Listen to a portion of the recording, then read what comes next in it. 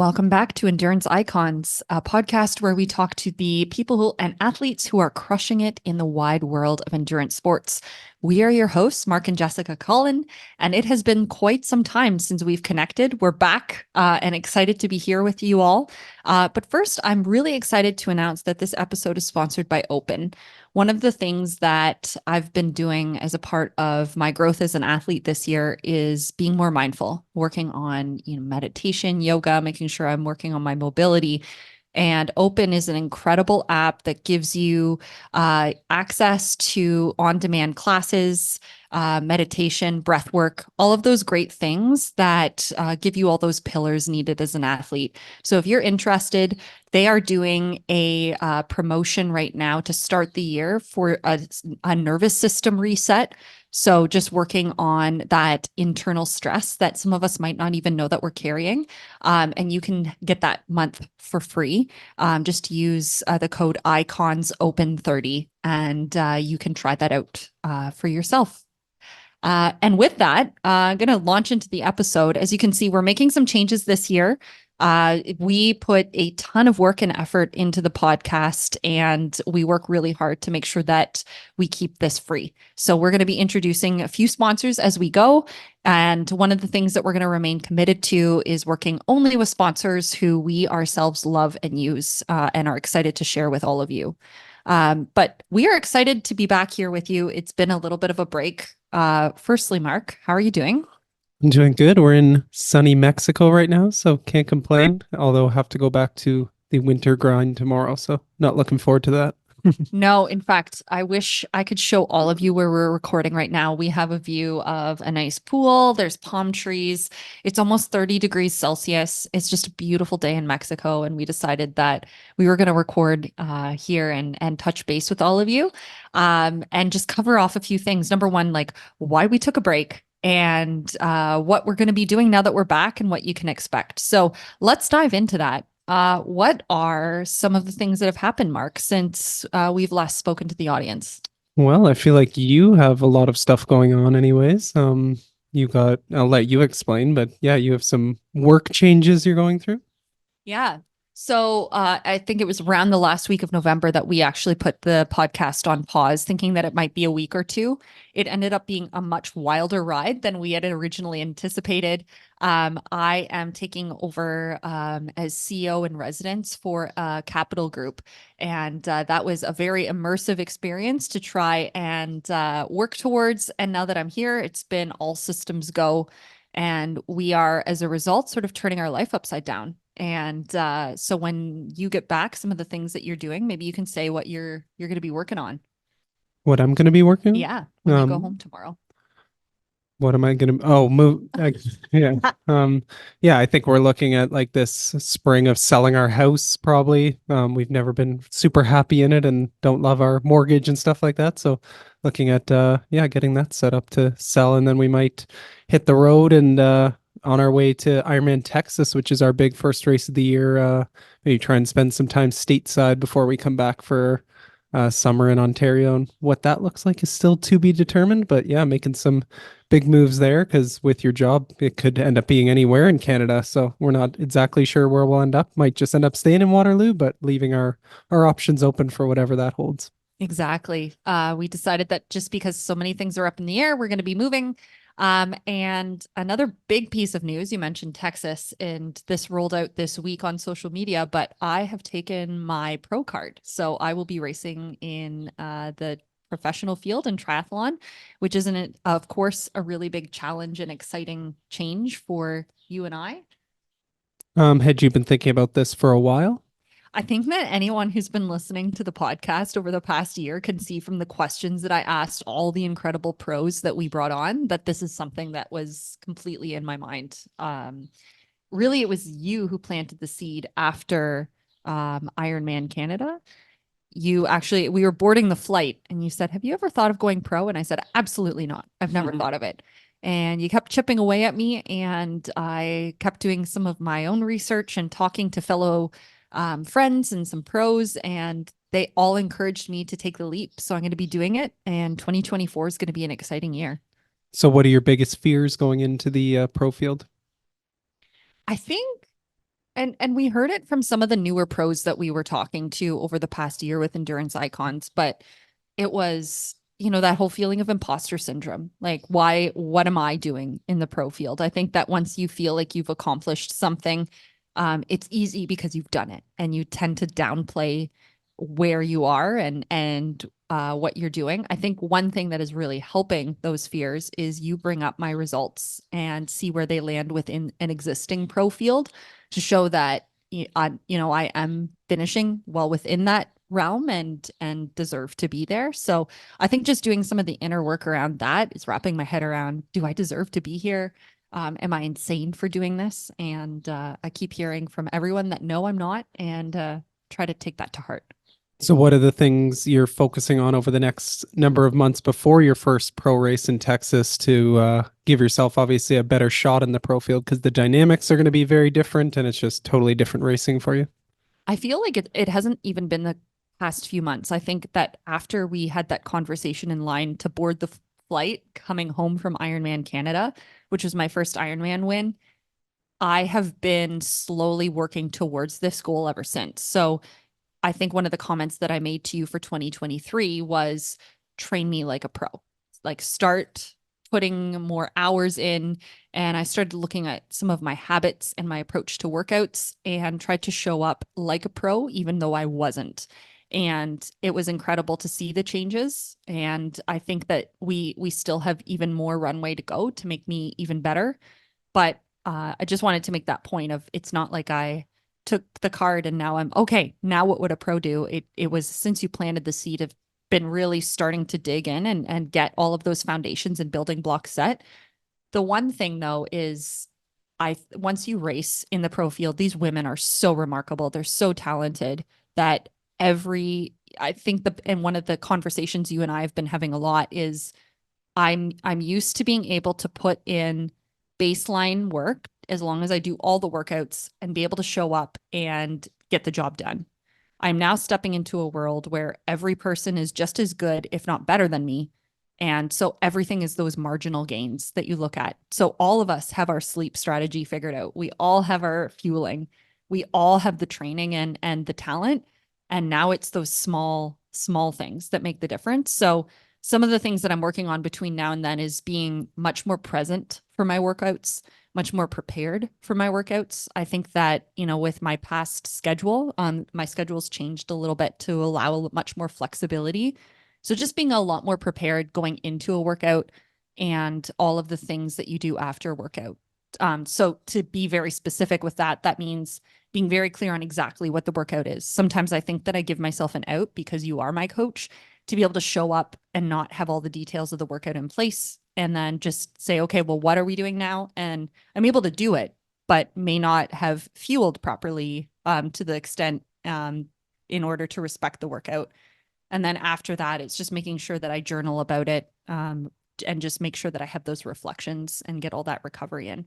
So it's simple things. They're easy to do, but if you miss them, that's where you get a huge disadvantage. Yeah, I think some of the other pieces on top of that, that as a coach I've been thinking about is because the dynamics so different and you have these mass starts. It's not really an individual time trial. A couple ways we've been doubling down on is obviously increasing your swimming and working a lot on your drafting to make sure that you're in the race right away and you're not just swimming solo out there because you're probably not going to have people that are really coming from behind that are way faster or in front of you that you need to swim through like you would in an age group race. So you need to be like on from the go. So getting you ready in a lot of those pieces. And then like further to that, when you get off of there is the pack dynamics in a pro race when the ladies are so even in a lot of their bike power and stuff like that, like working on those dynamics and making sure your swim bike strength is so strong because it doesn't really matter if you can run like a wild banshee if you're not even in the race at that point. So those are two of the biggest things I think we're gonna have to unlock in there. So and I really like knowing how much you're allowed to race as a pro and making sure that you're not just like totally all in for Texas, that you can actually build into the year as well versus like Texas is my race for the year. Nothing really matters after that if I don't do well in Texas. So I have to be all in for that, where it's like you can use Texas as a stepping stone for bigger races. So it's cool, like as a coach, to take a totally different approach to it than you would for an age grouper because the dynamics and demands are so different. And non-wetsuit swims, like for almost all of them as well. Like that's a huge energy sapper and thing that you need to be so good at and efficient at. And yeah, so many different demands, but it's a fun puzzle for a coach. Yeah, we've been working really hard on my swimming, and it's been fun to see some growth in that. Another thing that's been really helping this journey outside of, being married to my coach and having those conversations and being all in, is having a team around me and specifically a pro team. So, as a part of LP Endurance, there is two other women going pro. So to have two peers that are on the same path, have the same doubts, sort of nervousness as me, it's been helpful to have Allison Jacobs and Jessica Turnick, who are both going pro in 2024 as well. Number one, to train with, walk through all of the things, even the application process to become one, bouncing off of, okay, where did you find this link? What does this look like? What did your doctor's appointment look like? It could be really lonely and insular if you try to do it alone. And I think that that's why I've loved working with a team and having people around. And it's been fun to even have that element as I step into this next challenge too. Yeah, especially because you guys all have the same fears. So it was finally that chance to bring everything together. Yeah, and even just being, I think one of the biggest helps for me as I made the decision was existing pros making comments to me of, "Hey, when are you going to join us?" Or "You absolutely deserve to be there." And I just wanted to give a special shout out to all of the female pros who have been so incredibly supportive of me and welcoming.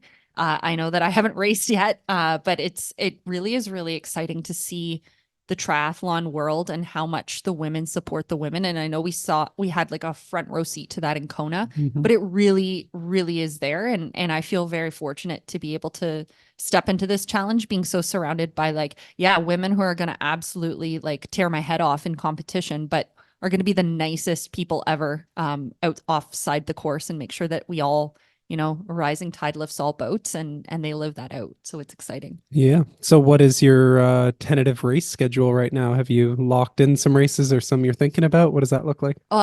So obviously it was a game changer to see what the new pro schedule was going to look like. So I'm going to be targeting for the first time ever 3 Ironmans.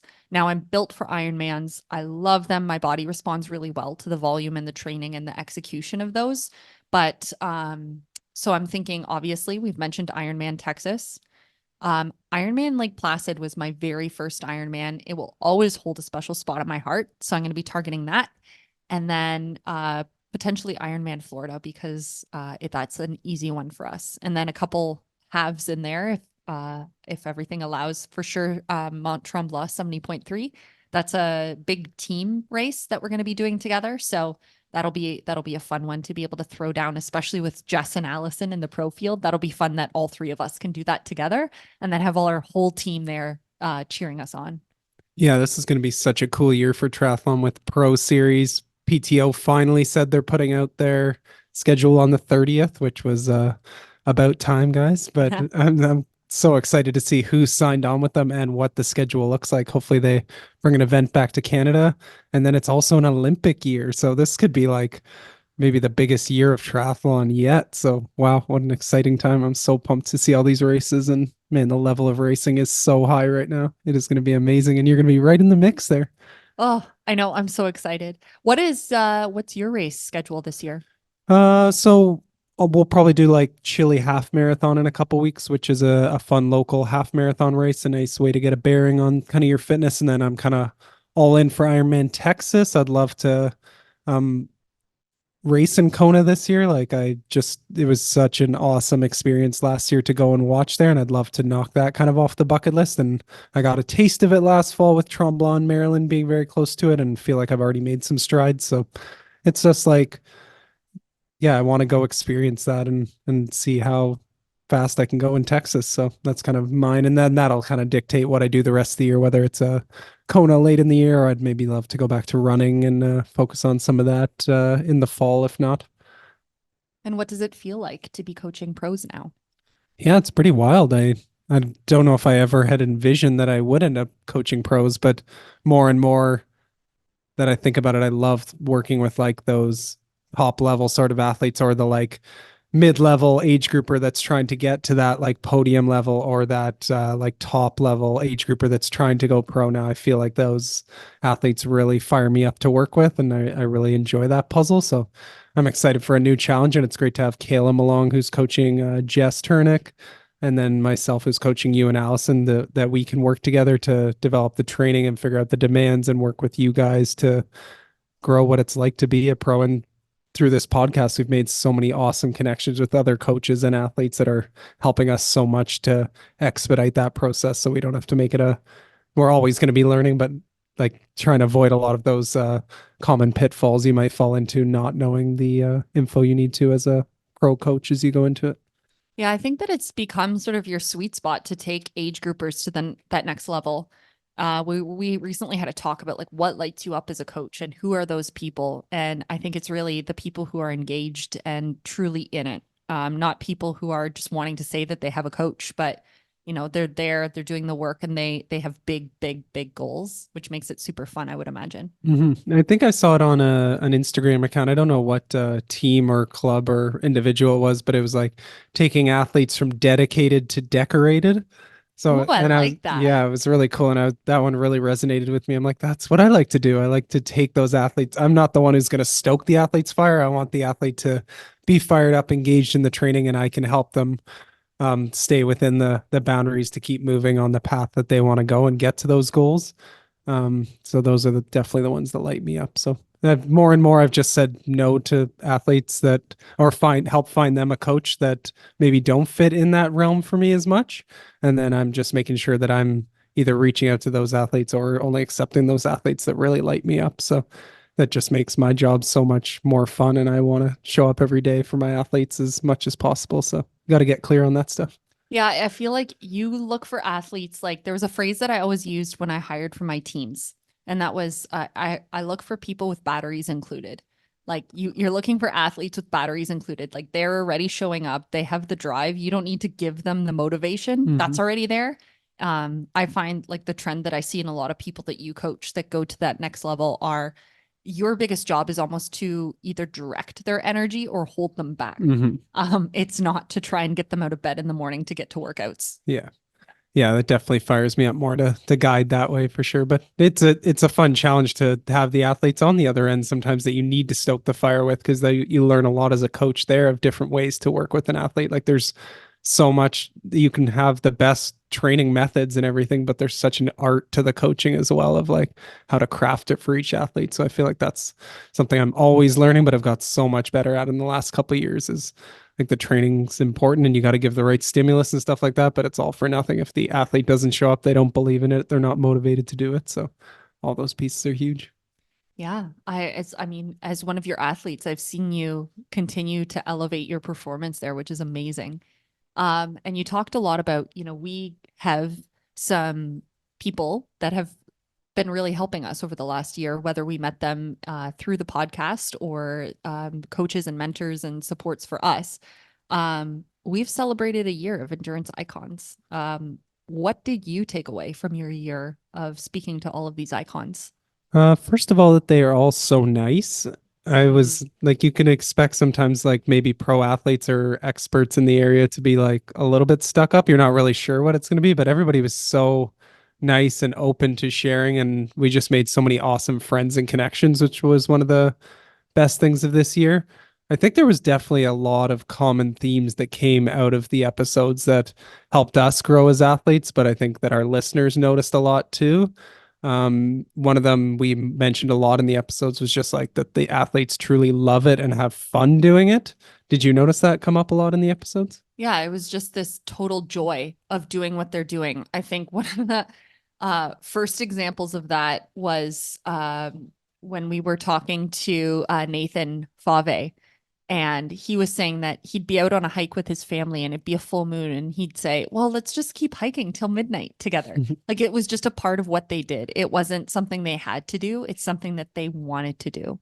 And you even see Alice Albert when she talks about, she's having a bad day and the only thing that will help is doing the training. It's not just something that is their job, it's something that brings them joy. And that was in almost every athlete we talked to.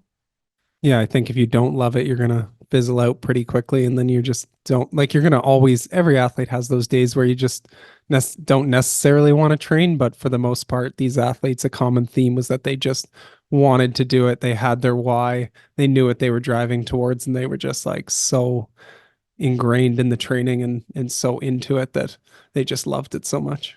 And I found that all of them were just generally happy people. Like, I think that when you sort of flood your system with that much dopamine, you can't help but be a really happy, positive person. But it was just cool to see how positive everyone was and how unbothered they were for small things. They had this structure where they could overcome challenges. And it was like, as a result of being a great athlete, they were just great people.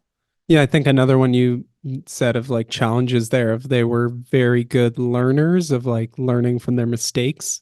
A lot of them had gaffes where they had pacing things or nutrition issues or things they did in training where they overdid it and pushed too much volume or too much intensity in a week. And I think a lot of them were very aware of the mistakes they had in the past and learned so much about themselves so that that's what elevated them to that next level is they didn't just automatically go there. They had to go through all these struggles. And they just, again, it's going back to the fun and love of the process. They love that. So they enjoyed making those mistakes and didn't see them as this negative thing. It was an opportunity for them to use it to get better. And that's why they were, um, yeah, they got a lot better as they weren't afraid to make mistakes and didn't see it as a bad thing in the end and know that they're going to make many more and that every one is an opportunity for them to get better. I noticed that a lot with them. Yeah, and I another thing that kept repeating was there was nothing super fancy about their success. It was just compounding work over years. And their pillars that they focused on were the simplest ones in the world, but they just did them properly and they did them more properly than your standard athlete. That's their sleep, their food, their stress management, their recovery and rest. All of it added up, and they just did such a incredible job, but it really wasn't anything more than just doing all of those things. And of course, a really strong training program. I think a lot of them, as you mentioned, those pieces, it's all because they realized they couldn't do it all themselves and they actually had a great team around them as well. Is yeah, I don't think any of them we talked to were doing this all alone themselves. They all had a coach, a sports nutritionist, a strength coach, a community of people that they could bounce ideas off of and concerns. And they had just put together this well-rounded team that was continually pushing them from behind to elevate. So I think that was a really cool piece is it doesn't need to be this solo endeavor. If anything, you're going to be so much better off if you put an amazing team around you. Yeah. And there were some really good one-liners that we heard over the course of the year. Is there anyone that sort of sticks out to you in terms of a quote or a saying that you think about often? Oh man, I feel like Jim Vance had a bunch of good ones. I don't remember them off the top of my head, but yeah, he just had some cool ones. I think one of his concepts that really hit home with me was the like one where athletes just start to know what they need to do to push themselves forward and they just get out of their own way. And it was this like aha moment where like you can now, I can see the athletes in my kind of camp who have crossed that threshold and like just know how to get out of their own way and push themselves forward and not make the mistakes or be self-sabotaging. I don't remember exactly the terminology he used on it, but that was one of the things that really resonated with me as a coach is how do we get people to that threshold so that they can just continue to push themselves forward and they don't and then the coach is more just there for supporting them and the coach isn't like doing it all for them. They're invested in the journey and pushing themselves forward. So that was one of my big take homes from the full year. I think I think it was Lucy Bartholomew's quote about food of Mm-hmm. too much sometimes, too little never. I use that and share that with so many people when we talk about like what nutrition needs to look like for an athlete that's trying to perform at the high level. I think for anyone really, but it's just a really simple way of people make it so complicated and they're, measuring it out and they're counting macros and they're tracking everything and they're making sure that everything is perfect. And at the end of the day, especially for Ironman or endurance events, it's just making sure that you have enough. And so I thought that that was a really great. And I think it was Allison who said her quote was, "Do well with what you have right now." And I just love using that in races because that doesn't mean that every race is going to go perfectly, but what do you have to be able to get across that finish line? So no, there were some really great ones this year. Mm-hmm. Yeah. It was a fantastic year. I think that we've spent some time reflecting on what we're going to take into 2024. And we have a lot of fun doing this. One of the things that we reflected on is, I mean, this is work. It's not a podcast doesn't come together on its own. We have a lot of passion for it, for the topic, for the people we get to meet, and of course for everyone who listens. So thank you for continuing to listen and to support us. We promise we won't be annoying with it, but like I mentioned off the top, we probably will be adding more sponsors to the podcast. But what we can commit to is that we're going to make sure that those are positive for all of you as well. They're going to fit with the training, and we're going to negotiate some really good discounts for all of you, and keep putting those in the show notes. We also might bring on a few more experts. We heard from all of you that you really loved those. So we're going to continue to be able to do that. So really, really looking forward to an awesome year of podcasting with you. Yeah, if there's any specific guests that you've maybe even heard on other podcasts or you just enjoy following their content on social media, please give us a comment on Instagram or YouTube and let us know some guests that you want to see on that really resonate with you. And we have no problem reaching out to them and getting them on, because we always welcome your ideas and know that you're going to want to listen to this if it's guests that you're excited to hear and can spread knowledge about endurance sports as a whole to the wide world of our listeners and beyond. So please make sure you send us a message and we'll get those people on. And then, we can make sure that if you recommended them, that you can slip some of your own favorite questions in there as well. So, yeah. And as always, when it comes to a podcast recording with Mark and I, these are unscripted. We want it to be like a conversation with both of you. So keeping this super chill today and flowing. But I did want to give a teaser for the 2 episodes that we do have coming up. Our good friend Ben, who we interviewed early last year, has completed his incredible journey around the world, hitting his goal of the Guinness Book of World Records for those marathons. So he's had so many lessons learned, so many adventures. So we have an upcoming episode with him. And we have an upcoming episode on eating disorders. Another thing that has happened in my life, our lives, is my youngest sister passed away this week from an eating disorder. And it's funny because we've been hearing from people that hear this. I haven't spoken much about her, but it makes sense now why both of you are so clear on the importance of eating enough and looking after yourself. It is something that we are and have always been passionate about, but I think that with this tragedy, our voices will be even louder. So we think that it's appropriate to have an episode just talking about eating disorders and endurance sports. Even though my sister wasn't an athlete, I know that anorexia can affect anyone, and we just want to be vocal and advocate for that. So stay tuned for that. I think that will be an important episode coming up as well. And we're going to have lots more as the years roll out. So thank you so much. It was great to connect with all of you, and we'll be back for another episode shortly. Happy training. Wow. How great was that? I always learned so much from these endurance icons. If you enjoyed the podcast as well, please consider liking us across social media, subscribing to us on YouTube, or giving us a 5-star rating on wherever you listen to your podcasts. We appreciate you and your support so much. We wish you happy training, and we'll see you back next week.